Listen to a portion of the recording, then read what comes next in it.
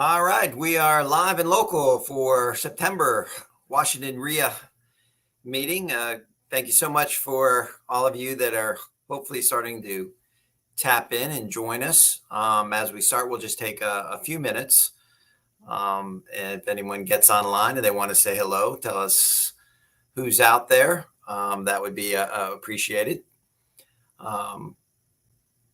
Give everyone a few minutes here as we come on. Feel free to say hello. Sometimes it's kind of crazy just talking into a microphone, not having any idea if anybody's out there at all.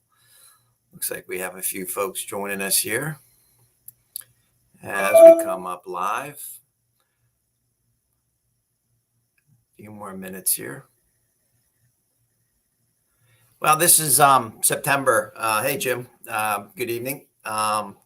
Say you've done 1031 deferred to capital gains for a property, invested the money into the next property, following all the guidelines. Thanks, Jim, for joining us. Wayne, good to see you. I'm doing well. Good to hear from you.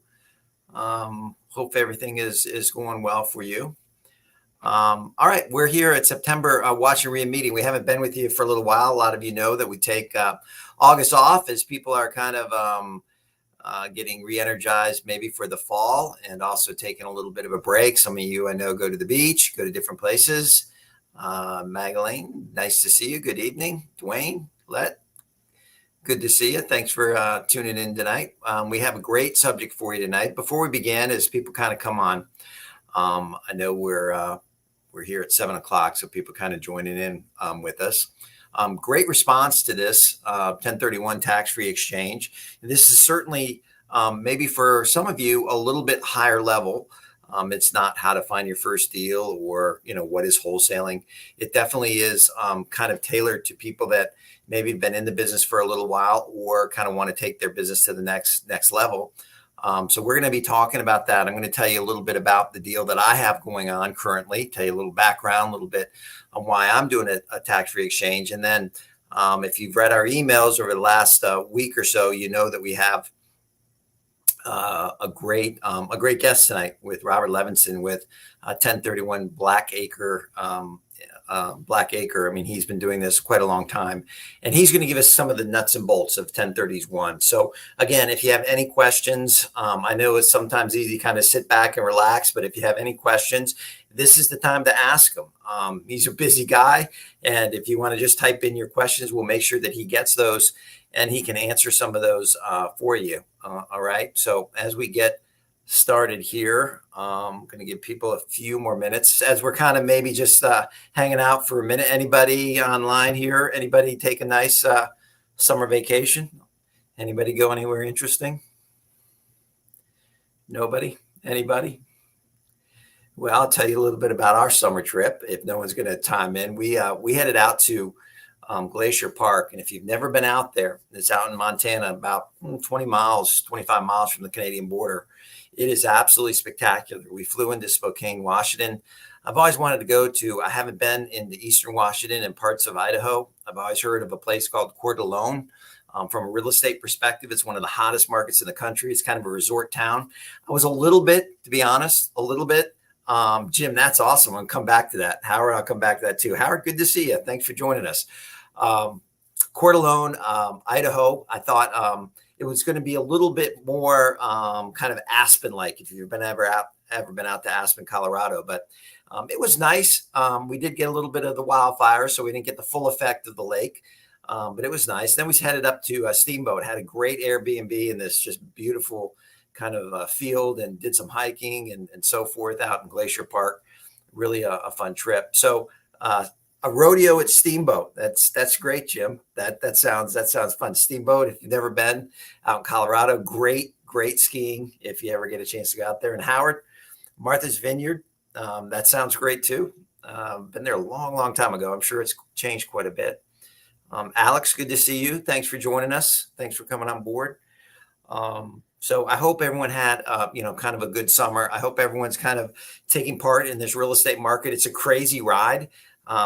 Again, if you want to chime in, when we're doing this online, it's a little hard sometimes to get the feel for folks, but it was crazy there for a while, a couple months. I'm sure those of you that had properties on the market or rentals or buy, renovates and sells, the phone was ringing off the hook. It was it was somewhat crazy. And then now recently, the market slowed down a little bit. I put a very nice house in the market last Thursday in a Rockville, about 399 market, 3-level townhouse, fully renovated. And my phone has been quiet. It's always a little disturbing when those phones go quiet. So I know you fellow investors out there know what I'm talking about. It's a little bit disheartening when you finish a project and then you put it on the market and the phone's a little quiet. But I think it's just time of year and so forth. So hopefully that will change up. Before I dive into 1031, again, kind of letting people join us here slowly. I did want to talk about something. I'm going to steal this. I had a great conversation this past week with a local investor, someone that's come to WREIA quite a bit. And we chat every now and then about the market and what he's up to and different things are going on. And he said something to me that really was very interesting. And I've been feeling this for a while, and he put it in exact words. So I want to share this with you as we start, and then we'll jump into the 1031 discussion. We were just talking about, locating deals, typical conversations that investors have. What's going on in the market? What are you up to? What are you finding? What are you not finding? How are things going? And he mentioned something interesting. He said that he has really noticed that, especially with a lot of the younger folks that he's working with, and younger folks can be folks at our age now, my age, in their 20s and 30s. He noticed that a lot of them are more transactional than relationship driven. And I thought that was really interesting because I've noticed that too, where the relationship part of business seems to be waning a little bit. And it's highly disturbing for someone like myself and him that really kind of value relationships as a way to generate business and a way to grow our businesses, grow our networks. And I thought it was interesting. I want you to think about this in the next 30 days or so. If you ever have any thoughts, you want to give me a call, I'd love to talk to you more about it. But I've noticed it too, where people are trying to be a little more transactional. There's not that building up relationship with wholesalers, building up relationship with contractors, building relationships with title attorneys. It just all seems to be transactional that, hey, this is this one deal and we want to go on to the next deal. And I think that's a mistake. I think you can combine both of those things. And I'm sure Robert, maybe as we introduce him, can talk about it too, because I imagine a lot of his business is predicated on relationships and building up trust and building up some of his firm's abilities and trust and so forth. He gets repeat customers. And so when it's always transactional, when you're always recreating it every single time, I think that can be somewhat difficult. Now, I don't know, my best guess is because, a lot of this generation is online. They're not meeting in person. I think the pandemic has turned it into more transactional than ever. But I would really think about this. You can combine both. But I've noticed if I've sold properties, I've been selling a few as-is properties lately. Everyone is very transactional. They don't really want to get to know you a little more. They never want to meet with you. They don't even want to see you at the title company. And I think people are missing some things when they just get away totally from some of that relationship-driven business, network-driven business. So I just wanted to share that as people kind of came on board tonight. Something to think about. All right, 1031s. As I said, if you've been a part of WREIA for many years, and I know a lot of folks online are or have been to our WREIA meetings, you know that I come up with these subjects a lot of times based on conversations I have with other people, some things that I'm going through in my own business, and just things that I think the overall investor community would be interested in. And 1031s is something that's not discussed quite a bit. And I'm going to come at it from two different angles. I'm going to give you some background on the deal I'm doing. I'm also going to show you the reason that maybe I'm sharing with you a few advanced marketing techniques.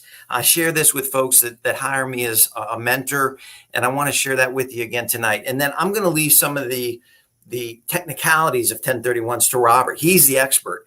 And I want to portray that is that when you come across some of these activities, if you will, or strategies in your business, to grow your business, to grow your wealth, because that's really what it's about as we build businesses. Remember, you don't have to necessarily know every little detail about a particular subject. You don't need to know everything about a self-directed IRA. You don't need to know everything about a 1031. You don't need to know everything about how to be a proper property manager.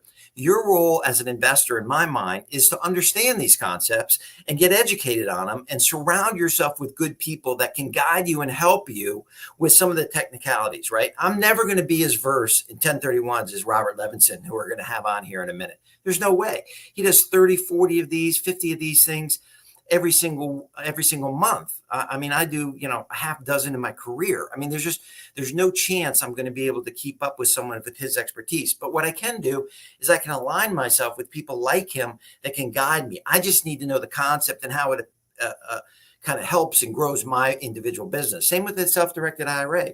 A lot of you have heard me talk about Jack Kiley with Mid-Atlantic.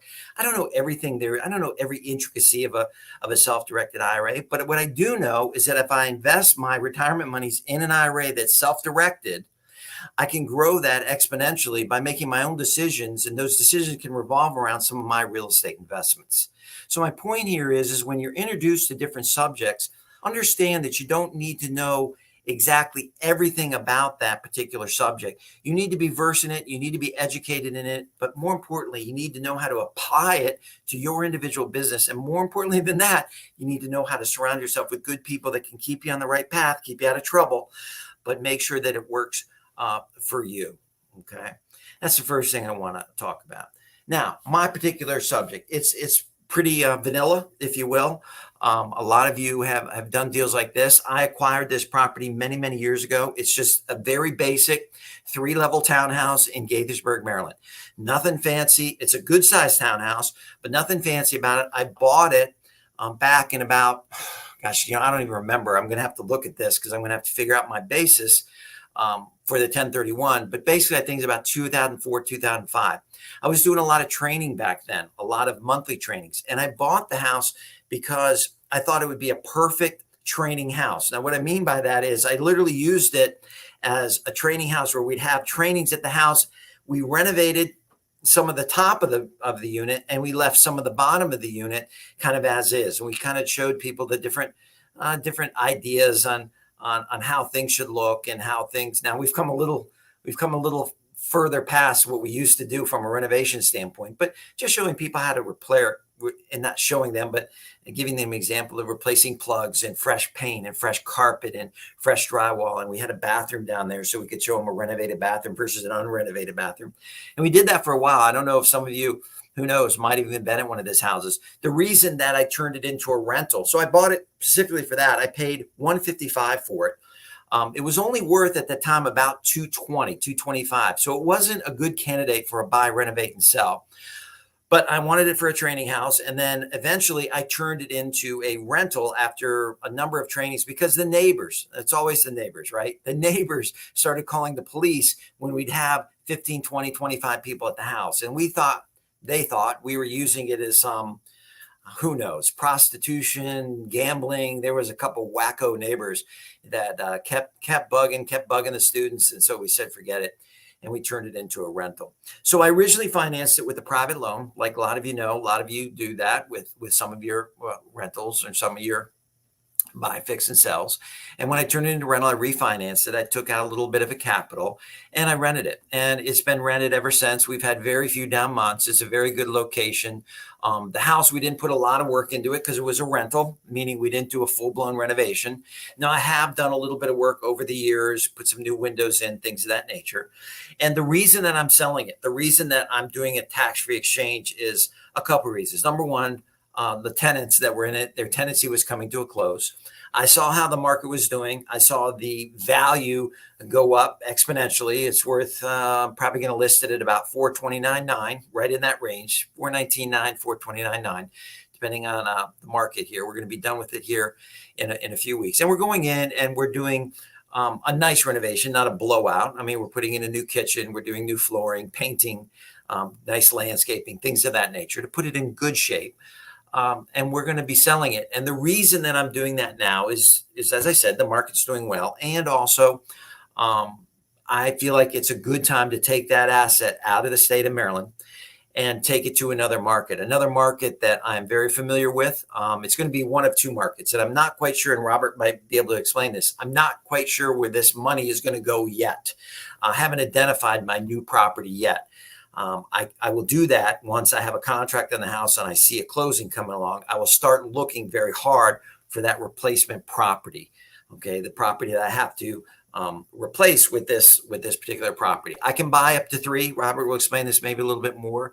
Up to 3 of equal or greater value. I'm going to buy either one of two things, either 2 of equal or greater value, or I'm going to buy 1. I'm either going to find a value play where I can buy a very good deal where I feel like there's some upside, there's some equity with some work over time, or I'm going to buy 2 houses basically in the 4.25 range right in there. I'm going to have to keep the same debt level, so I'm going to take on a little bit more debt. But I will put these properties in a state, again, that I feel that has good growth potential, that is a little bit less regulated than Maryland. I'm not going to, pile on Maryland, but Maryland is a tough state to do business in. And through this pandemic, we've seen it even more. It's getting very difficult to do business in this state.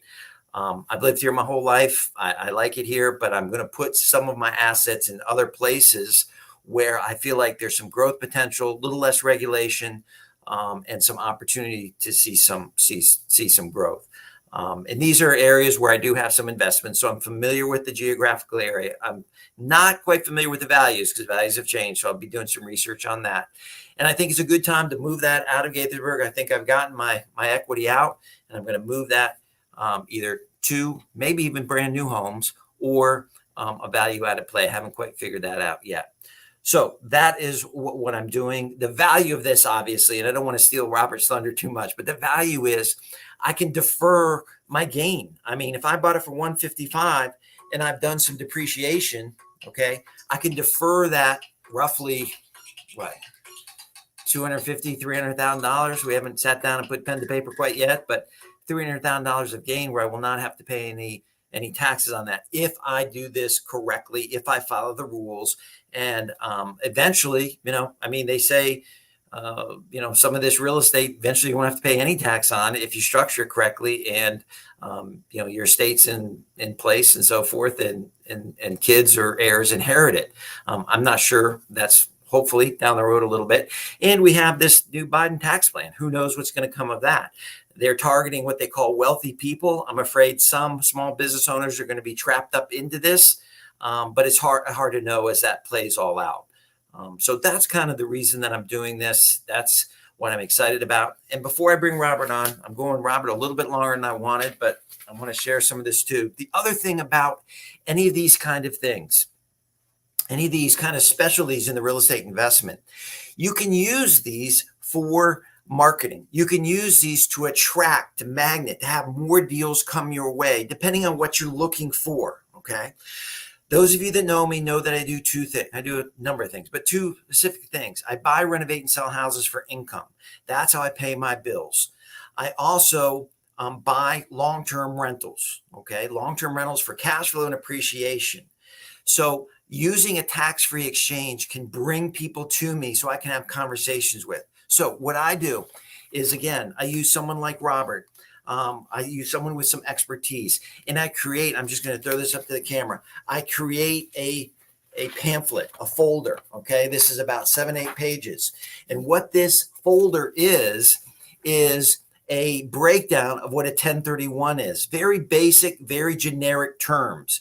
And I use this as a piece of permission marketing that I use quite often, to tell you the truth. I have a database of landlords in certain zip codes in certain areas.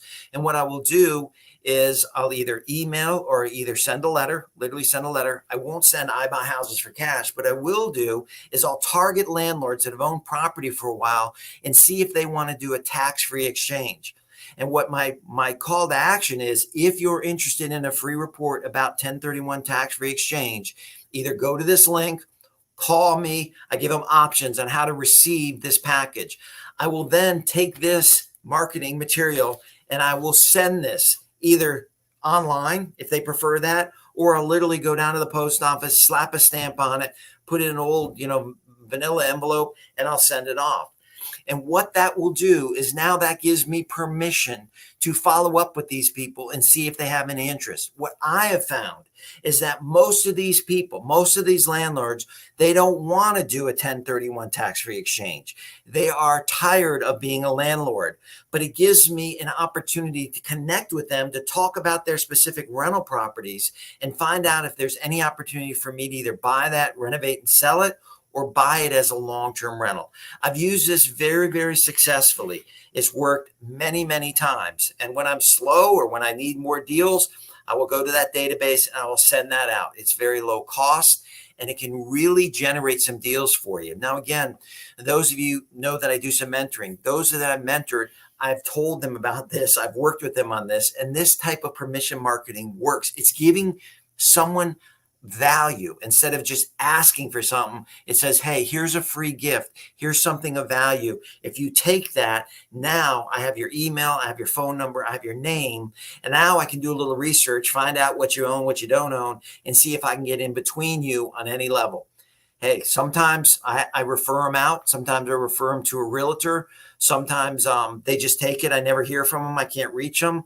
But occasionally I get that person that says, yes, I'd like to work with you. I don't want to do a tax-free exchange. I want to just sell my rental real estate. And that's then when I pop in and I try to do a deal with them. So you can use some of these techniques and strategies that we talk about in different ways. Having a basic understanding is great, but let the experts surround you and you can use it for your own personal portfolio and also to generate more deals. Folks, if you haven't done a tax-free exchange, I would take a hard look at it. I mean, it's a way for you to leverage up. It's a way for you to increase your rental portfolio and to take some of that equity and reinvest it in maybe other markets that might do maybe a little bit better, or you certainly can stay in this area. One downside before I bring Robert on, one downside is when I go out of state. Now, this is a federal mandate, and Robert can speak on this. This is a federal tax. I don't even know what you call it. But the states will try. I let accountants do this. Again, I'm not an accountant. I'm not giving you accounting advice. They will charge the state tax possibly on this sale. And in Maryland, it's very high. In Maryland, it can be up to, I think now it's about 5.5, 5.8%. So I might get dinged on the taxes if I take this property out of Maryland. I just got to factor that in on some of my calculations and to make sure that I can, kind of recapture that on some value or some appreciation or so forth. And is it worth it for me to take it out of the state of Maryland? Right now, this particular property, I think it is. Okay, so what I want to do now, thanks for sticking with us. Stay tuned. I'm bringing up Robert Levinson. And again, Justin's not with us tonight, so I'm in the driver's seat. Let me hopefully get this right. And I will bring in Robert, add the stream. And there he is. Are you good? Hey, guys. There he goes. All right. Thank you, John. Robert, I was excited. Robert reached out to me. He is the local expert in this, folks. He does this every single day. And what I asked him to do, and you can go anywhere you like with this, Robert, but I thought maybe give a little bit of your background, and then you were going to give him, I think, some of the down and dirties of 1031. So I'm turning it over to you. Go ahead. Super. Thank you so much. I really appreciated your introduction and your talking about the background, because I also made some notes that if I get a chance, maybe I'll get to. Definitely to use the 1031 exchange to get someone's attention, sure. To give them some value. I had a call today, someone who's closing on Friday, and he hasn't decided whether to do it, but he had never heard about a 1031 exchange, and I don't know who told him today. So I was giving him some background. What I'm going to do right now is I'm going to talk about my favorite section of the tax code, the Dirty Dozen rules. I'll get to as many as I can, and then I can answer questions. You can help me figure out questions or how to advance on that. So the first thing is that a valid exchange requires proper exchange documents at or before settlement. Every month I get one or two calls, and it's like, oh, yeah, we closed 2 weeks ago. Wah, wah, wah. So it's got to be at or before. I also get calls, and I just say, oh, I'm so sorry. Do you own any other rental properties? Maybe next time. I get calls every month where they're closing tomorrow or they're at the settlement table, and I say, guys, go take a cigarette break, go take a yoga break, and come back. All we need is a copy of the contract and the contact information for the settlement attorney or title company, and we get in. What we do pretty much are three things. One is, and I don't give legal or tax advice, and I blank there on the three things that I do, but I've been doing it for about 20 years. So stage fright, maybe not. So we provide professional services, which is talking pretty much as you'd like about my favorite section of the tax code. We provide legal documents, so they go on top of your settlement documents when you're selling your property, a rental that you've had for a while. 1031 exchange is not for flips. When you're doing a flip, that's like inventory. That's like Schedule C income. It's for properties that are quote unquote held for productive use in a trade or business or for investment, here in English meaning a rental property. Right. It also can be an owner occupied business property. So if you own a restaurant and you own the real estate, you can 1031 exchange out of that piece of real estate. This year so far, I did somebody who had a law firm and they 1031 out of their law firm office, somebody who 1031 out of their dental office because they were retiring, and somebody who 1031 out of a car repair place. Mostly, it's just straight rental property. You can go, so 1031 exchange doesn't care about commercial or residential. It has to be quote unquote held for productive use in a trade or business or for investment. So a rental property or an owner occupied business property. Not for flips. How long is long term? Oh, I've owned this property for a year. Seems like forever to me.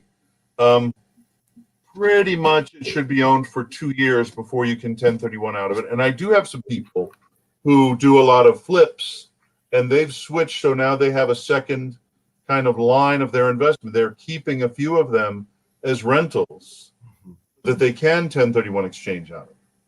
So starting with the basic rules, it's got to be, number one, it's got to be in place at or before settlement. You can have your relinquished property under contract. So relinquished property that you're selling, replacement property properties are your new properties.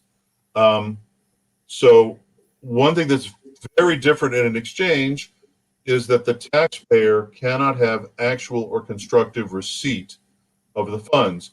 At the settlement, when John sells his property and does an exchange, instead of them giving him a check or wiring him the funds, they're going to wire it to us at the law firm, and it's held in an exchange escrow account, pending your going shopping, finding one or more replacement properties, and then at the settlement of your replacement property, let's say I'm going to use an example of $400,000 property, $100,000 debt, $300,000 in equity, a little bit simplified, so we're going to ignore closing costs. So that if you're buying two properties and you say, "Oh, here's the first one, Bobby, go ahead and wire them 200 grand," and it's a $500,000 replacement, so maybe the bank will wire in the 300,000. We'll wire in the 200,000 to your settlement. We'll send in the exchange documents, and voila, you've got a tax deferred exchange for that partial. And this customer that I made up, we're going to buy more than one replacement property. So the taxpayer cannot have actual or constructive receipt of the funds. So back to that example where people call me too late, the technical problem there is they've already been sent money. Their funds. They've already settled on the property, and it's a sale. It's not an exchange. So you got to get us in the mix, or whatever QI, whatever qualified intermediary you work with has got to get in place at or before settlement. So the next rule, someone in the question, John Sheehan, mentions the Starker exchange. It's also called a Starker exchange. So a rule that came from the Starker exchange case was a guy in the 70s who owned a property in the Pacific Northwest, sold it was a family forestry products. and it was before 1031 had any rules. 1031's been in the statute for 100 years, but there weren't any rules. Really, the Coca-Cola versus the IRS were the kind of legal cases from the 30s, 40s, and 50s. It was just Richie Rich. But since Starker,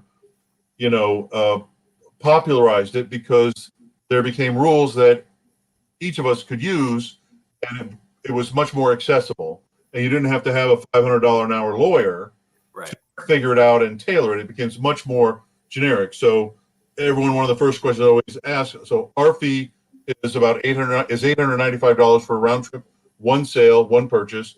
You can find them for $700 to $1,500. So we're right in there. But as opposed to $20,000 Right. or $50,000 for an exchange.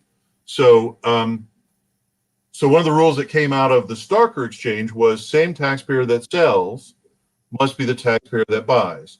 So Starker sold their family forestry products to I think it was a Fortune 500 company called Crown Zellerbach, and those guys put scrip on their books. And over the next years, Starker went on, I'd like that one. I'd like that one. I'd like that one for my daughter. I'd like that one. And the IRS came in and said, you owe us tax. You sold this property. What are you talking about? And there was a big Donnybrook and, Ninth Circuit Court of Appeals, et cetera, et cetera. When the dust had cleared, Starker had won almost everything. But one that he lost on was buying that property for his daughter. So the 1031 exchange is a continuation of the same investment. And the way they continue the same investment is you have to be the same taxpayer that sells, must be the taxpayer that buys. Right. So I have people who call me up and they're like, hey, we want to do a 1031 exchange. He owned a property, she owned a property. They got married, they moved into her property, they kept his as a rental. They never put her on title. So he wants to do an exchange and he says, hey, I want to buy the replacement property in the name of husband and wife.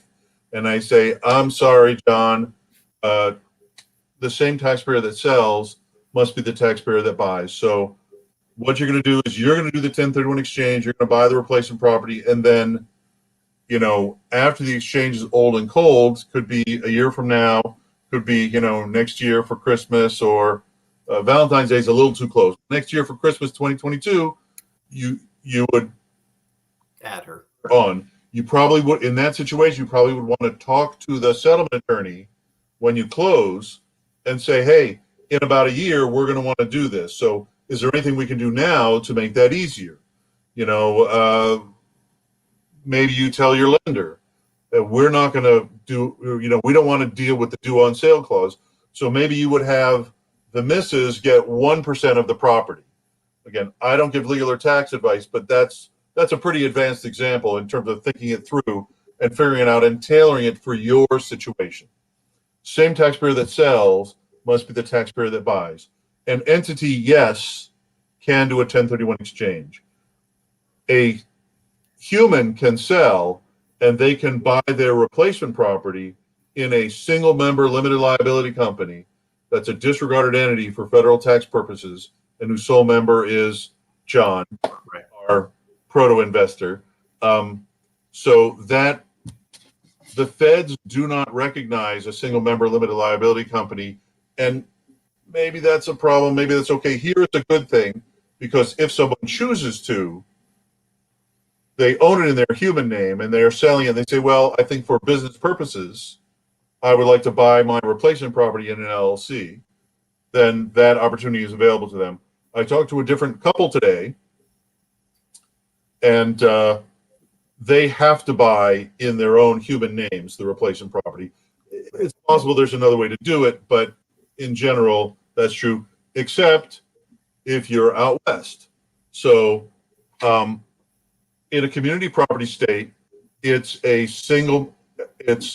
husband and wife as tenants by the entirety is one person.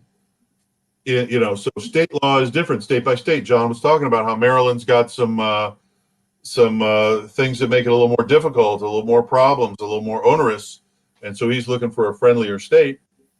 Um, I don't know much about community property and stuff like that, but that is one area one little tidbit that I do know, which is husband and wife in most of the eastern states. I don't remember. I looked up once. Maybe there are 12 or 15 or 18 states that are community property states. How long, Rob? How long do they have to identify once they sell? How long do they have to identify that next property? So, from the date of settlement of the relinquished property, you have 45 days to settle.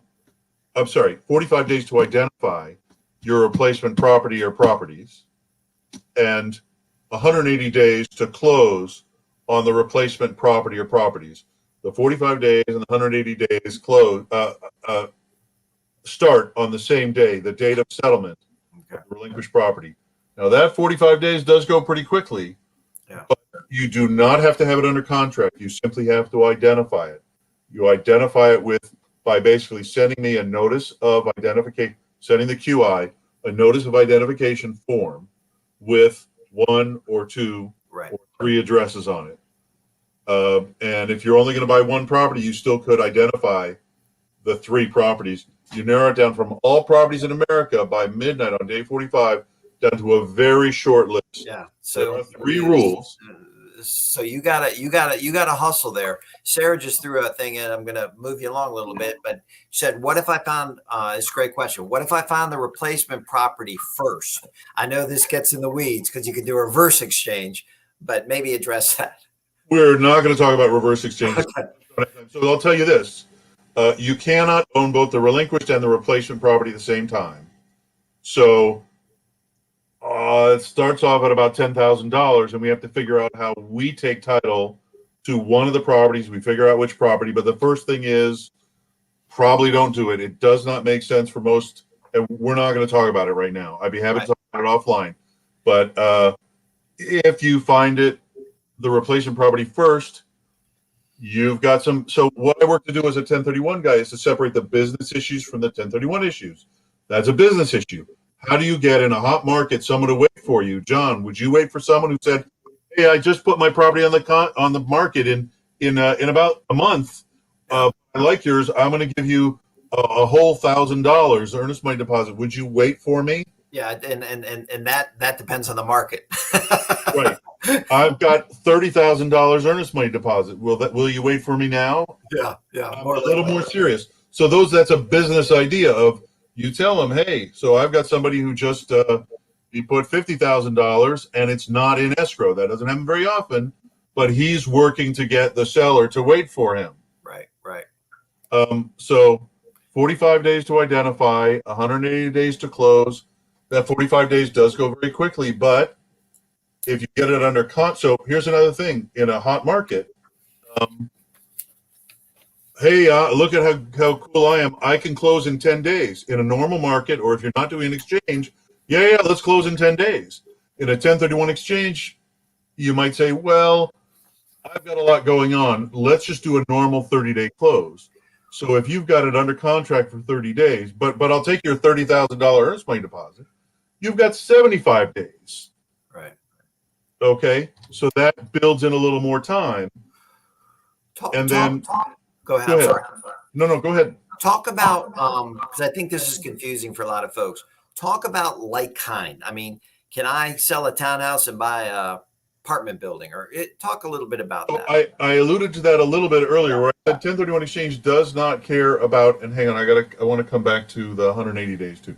So 1031 exchange doesn't care about residential or commercial. So you can do anything. You can sell your condo and buy an apartment building. You can sell your apartment building and buy a post office, a hotel, any of the monopoly pieces, a 7-Eleven, a C store. So that part is actually quite flexible. Okay. And what it's looking for you to do is trade up or trade even in debt. So I'm going to go back to this example of $400,000 sale price, $100,000 debt.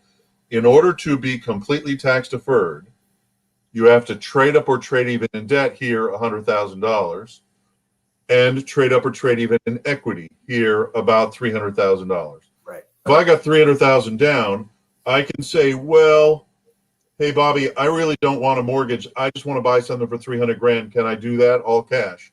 You can do that. And you may pay about 30 grand of taxes on that $100,000 if you fail to trade up or trade even. Hey, I've got 300,000 down. I want to buy something for $1,000,000. Can you do that? Absolutely. 700,000 in debt. You've traded up from 100,000 to 700,000. 300,000 in equity. You've traded even in your equity. You've got a good 1031 exchange there, assuming all the other things. And pause there. What he just said, everyone should be scribbling down.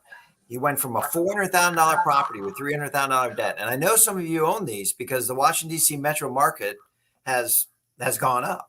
Now they've traded up to $1 million. Maybe it's a small commercial property. Maybe it's multi-unit. I mean, look at that growth in asset base and eventually wealth. Now you have to have the ability and the risk tolerance to take on more debt in that situation. But as long as that property is a solid investment property, that's how some of these, that's how people get rich. I mean, basically not hide behind any of this. I mean, that's how people use these 1031s to vault up their asset base and to get very, very wealthy. Dwayne asked this question down here, Robert. I'm not sure if you can see it, but he said, what if I change the property to a different property after identifying the initial property? So you've got as much time as you want, up to 45 days, up to midnight. You may not change your list after midnight on day 45. So you have to involve me in the weeds of your search, and I'm happy to give you, guidance on the 1031 side. But that's, they're giving you this generous rule, but it does have some squirrely, hooks in it, which is why, for some reason I'm a 1031 nerd where I know all these rules because I've been working with it, and I'm here to help you guys. But that's an important point, Robert. So if you're doing this, folks, remember your intermediary, Robert, in this case, okay, he's not going to go find you that replacement property. That's not his role. His role is to keep you out of trouble with the IRS and follow the rules to make sure that everything is done correctly. But he's not that real estate broker or property finder for you. Just remember that. So trade up or trade even. So you can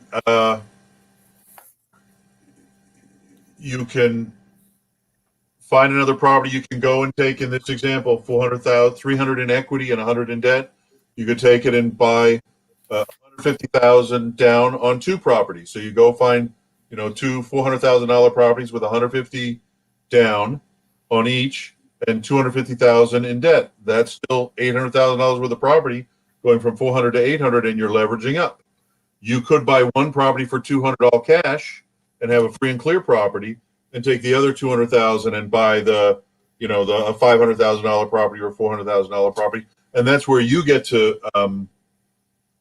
figure out what your risk tolerance is, how aggressive you want to be, and move your equity around the country without incurring the federal or the state taxes. Speak on this. When you've only got one, I call it rearranging your portfolio. Exactly. I call it moving the puzzle pieces.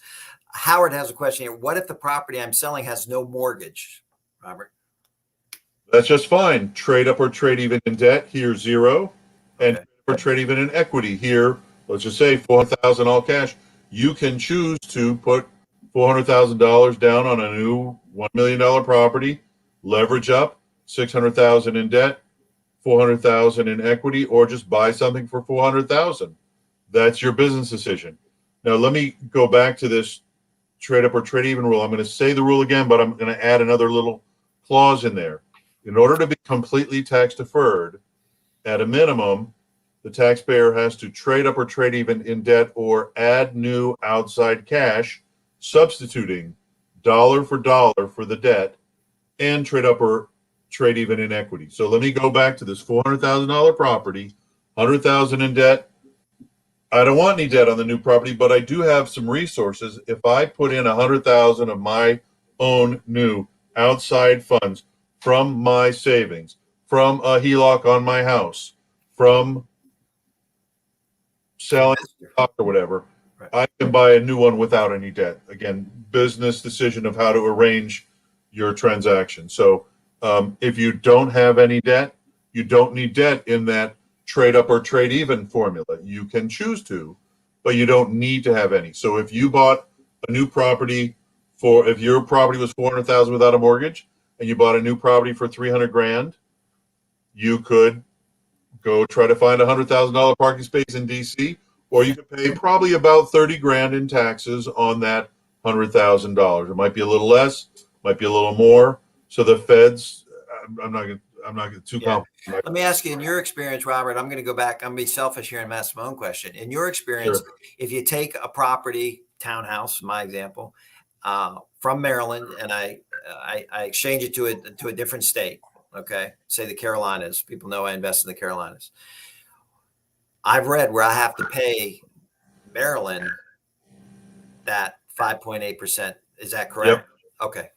No, it is not. So very few.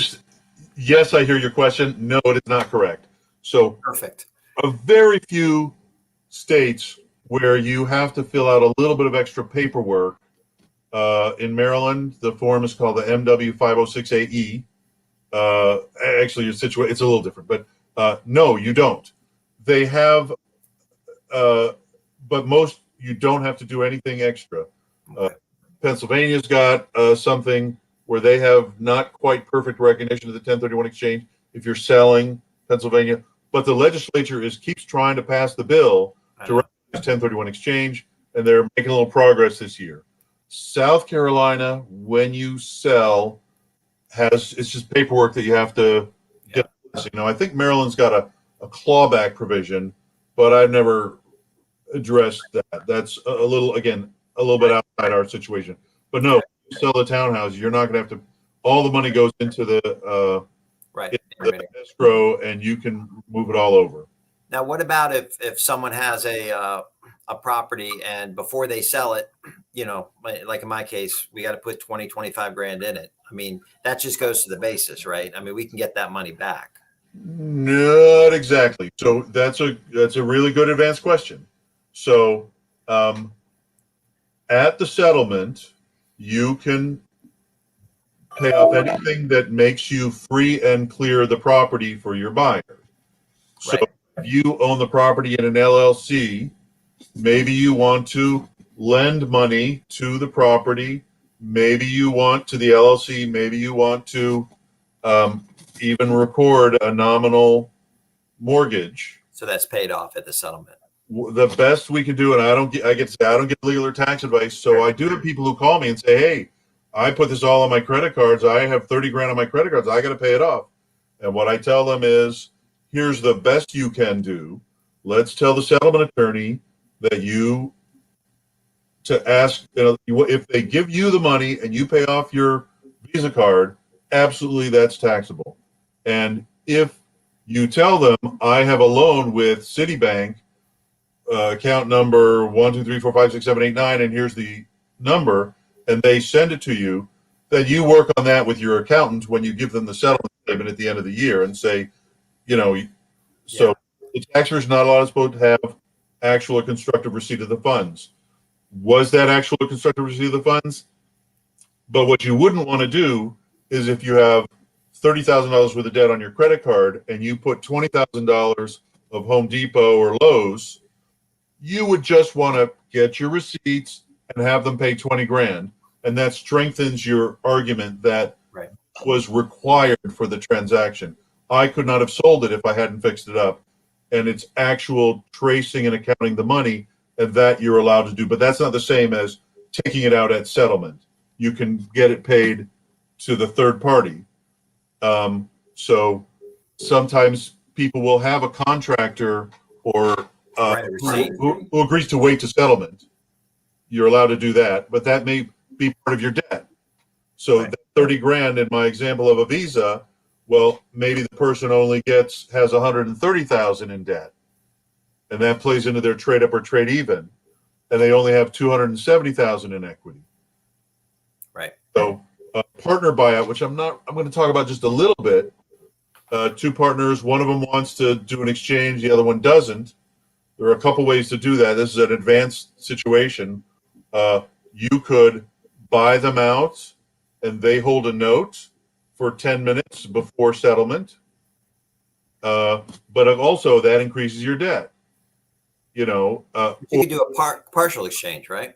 or it could be, or it could be that you own 50% of it and they own 50% of it, and you're not doing a $400,000 property. You on your half are selling a $200,000 property with 50,000 in debt. Right.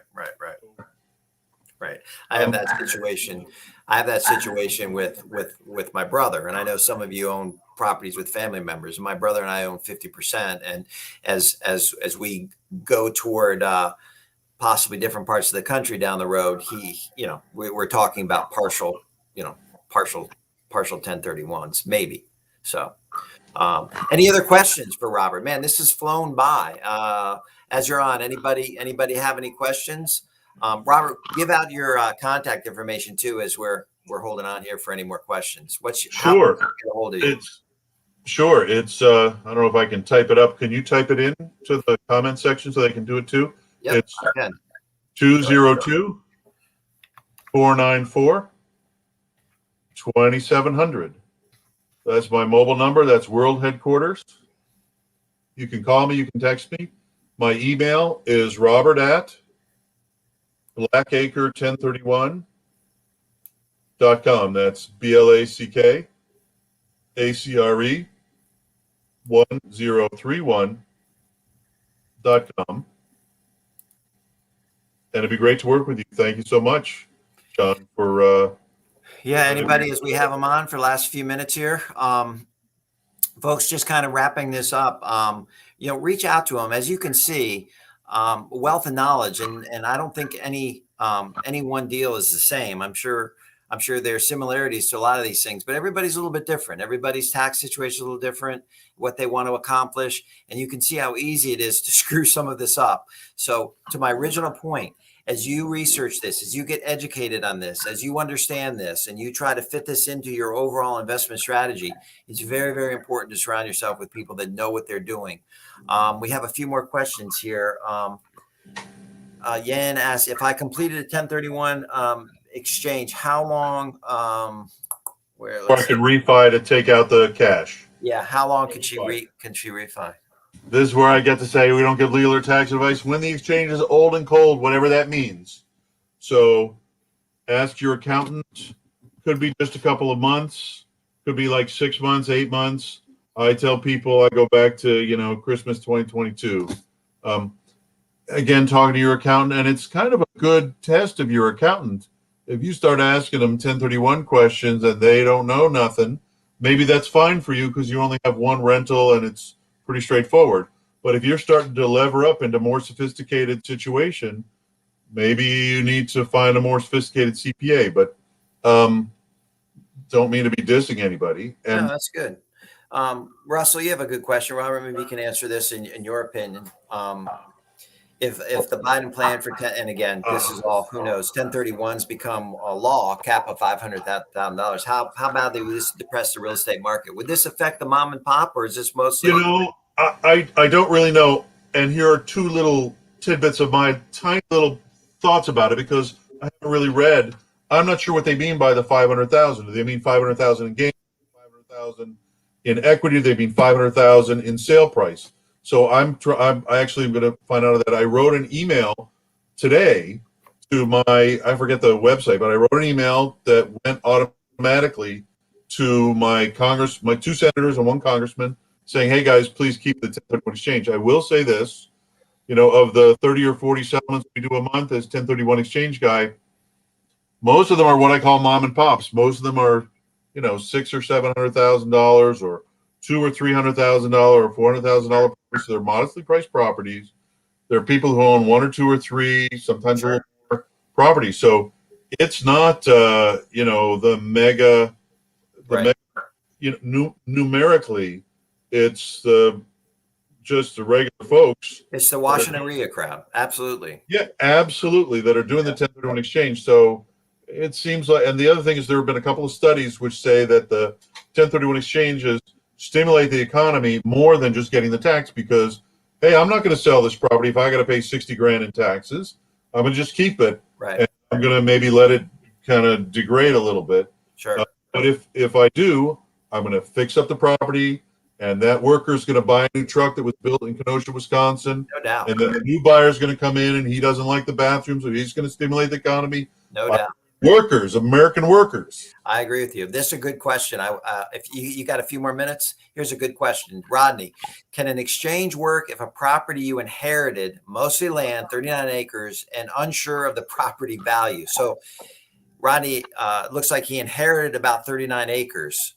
Can he tax-free Right. exchange that? I mean, I I guess don't see that question. Absolutely. So, but here's the deal. So when you inherit it at a stepped up basis. So I've definitely done a number of exchanges where somebody inherited it. If you don't need an exchange if the person passed away pretty recently, maybe even within the last couple of years, because if someone passes away, and I didn't hear, how much did you say the property is worth? he didn't know. He didn't know. Okay, so if the property's worth $1 million and the person passed away in the last couple of years and 2 years ago, as of the date of passing, I'm sorry for your loss. Then you inherited it at $1 million. You don't really have anything 1031able. Right. But I've definitely done exchanges for people who, Mama passed away in 2007, and they kept the property as a rental, and it's DC, so it was maybe worth 200 grand when Mama passed away, and now it's worth 800 grand. So they've got 600 grand that they can 1031 exchange. Yeah. So they're kind of facts to look at to figure out whether you've got a 1031 exchangeable situation. That's great. And Robert's example there, that's where you want to use your permission marketing. I'm just throwing that in to get with them, because if that house needs work, you can be the one to buy that house. Okay. So once again, just so everyone knows, and it's on the screen here, Robert's email is robert@blackacre1031.com. And his phone number, once again, is 202-494-2700. 202-494-2700. Feel free to reach out. All right, Jim, we'll end up with this question. How many times? And I've actually got one more little tidbit. Go ahead. How many times can you continue to do a 1031 once you purchase and sell 2 to 3 years later and trade up again? That is permissible? ? Absolutely. I've got a number of customers who I've been doing this full time, 17, 18, 19 years, who I'm on a third round. I don't know if I'm on a fourth round with anybody, but they bought it 7 years ago and then they're 1031. It absolutely. As long as we, save the 1031. Right.